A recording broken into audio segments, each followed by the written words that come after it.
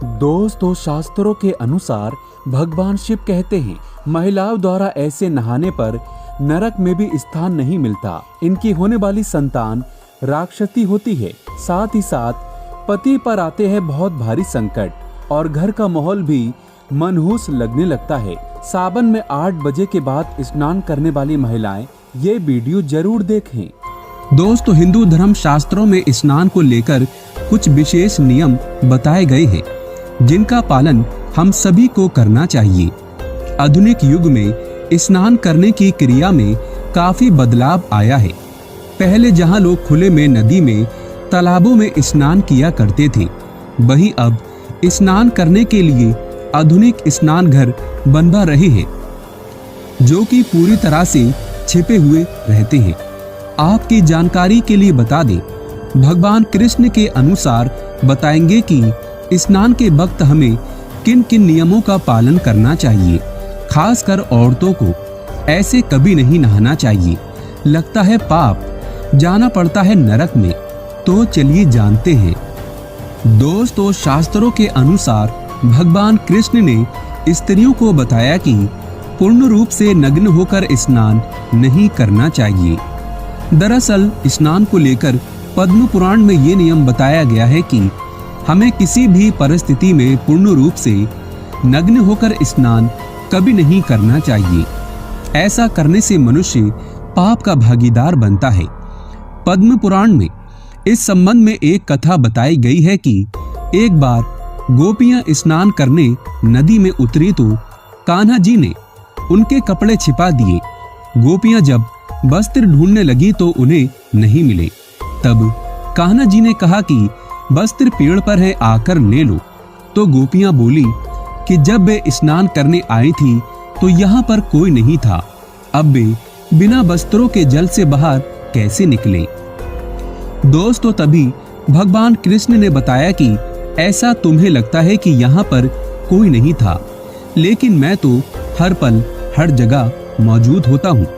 आसमान में उड़ते पक्षियों, जमीन पर चलने वाले जीवों और जल में मौजूद जीवों ने भी तुम्हें निर्वस्त्र देखा।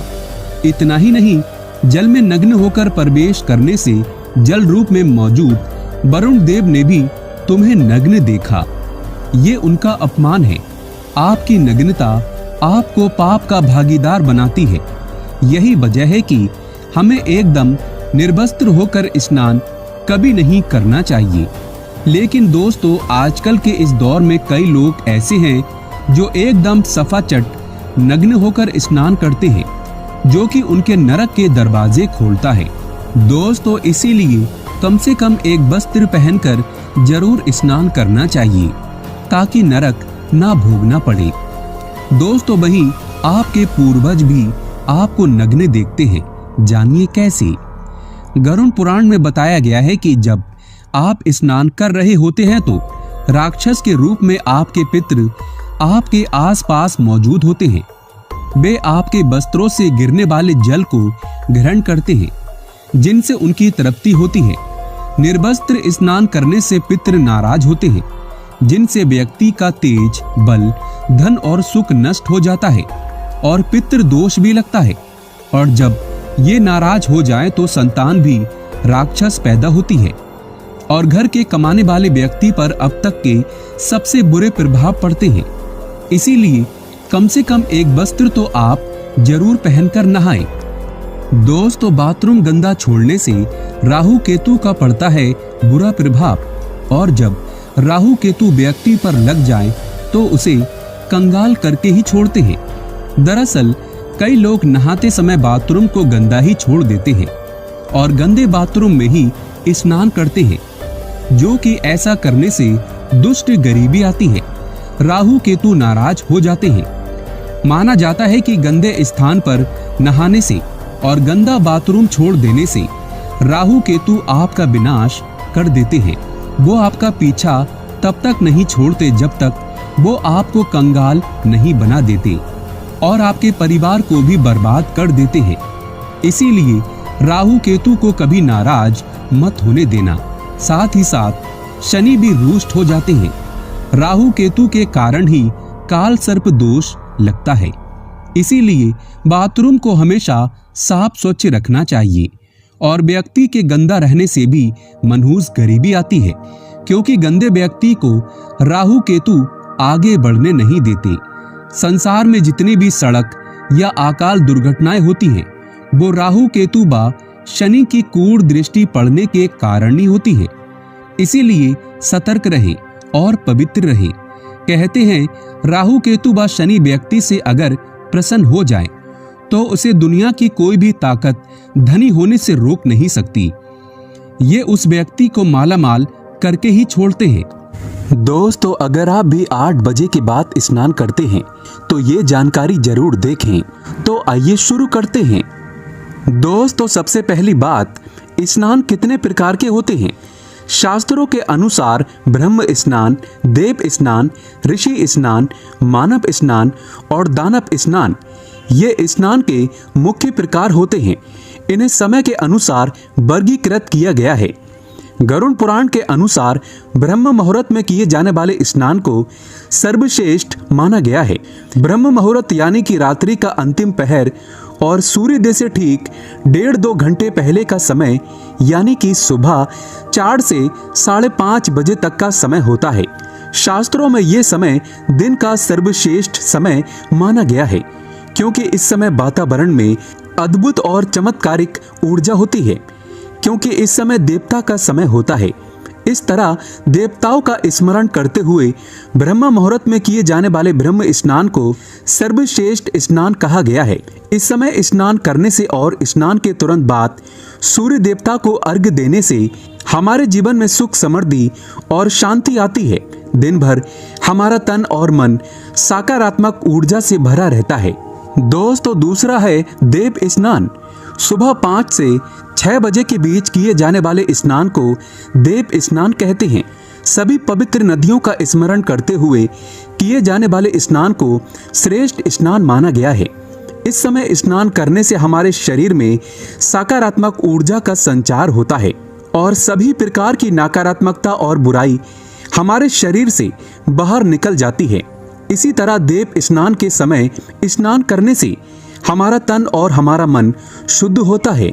दोस्तों, तीसरा स्नान, सुबह सुबह जब आकाश में तारे नजर आते हैं उस समय किए गए स्नान को ऋषि स्नान कहते हैं। ये भी श्रेष्ठ स्नान माना गया है। इस समय स्नान करने से हमें मानसिक शांति मिलती है। दोस्तों, चौथा स्नान, 6 से 8 बजे के बीच किया जाने वाला स्नान मानव स्नान कहा गया है। ये स्नान सूर्योदय के समय या सूर्योदय के ठीक बाद में किया जाता है। इस समय स्नान करना भी अच्छा माना गया है। शरीर में दिन भर सकारात्मक ऊर्जा व्याप्त रहती है, जो हमें किसी भी कार्य को करने के लिए उत्साहित करती है। दोस्तों, 5वां स्नान, सुबह 8 बजे के बाद स्नान करना हमारे शास्त्रों में सही समय नहीं माना जाता।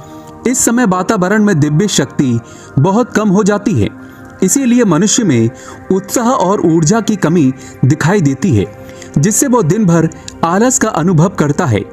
पूरे दिन शरीर में सुस्ती भी रहती है और किसी भी काम में मन नहीं लगता। इसीलिए 8 बजे के बाद कभी स्नान नहीं करना चाहिए।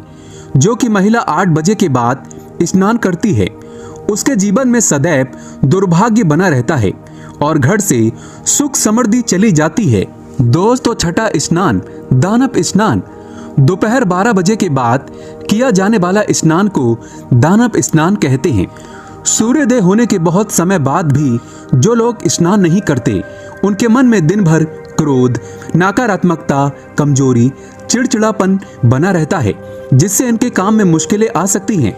इसीलिए गरुड़ पुराण में हमें प्रतिदिन ब्रह्म स्नान, देव स्नान, ऋषि स्नान या मनुष्य स्नान करने की सलाह दी गई है।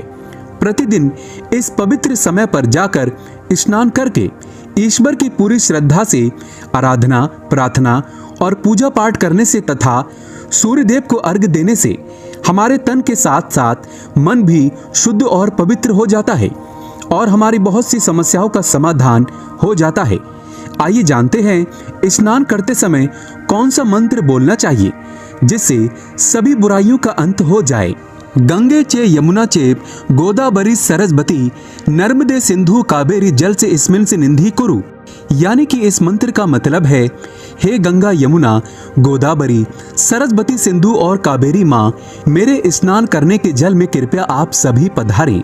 इस प्रकार से इस मंत्र का जाप करने से सभी प्रकार की नकारात्मकता, बुरी नजर, रोग, बीमारियां नष्ट हो जाती हैं और व्यक्ति जीवन में सुख और समृद्धि को पा लेता है। दोस्तों, आप किस समय स्नान करते हैं कमेंट बॉक्स में जरूर बताएं और सच्चे दिल से कमेंट बॉक्स में लिखें जय श्री कृष्ण। जानकारी पसंद आए तो एक लाइक तो बनता है।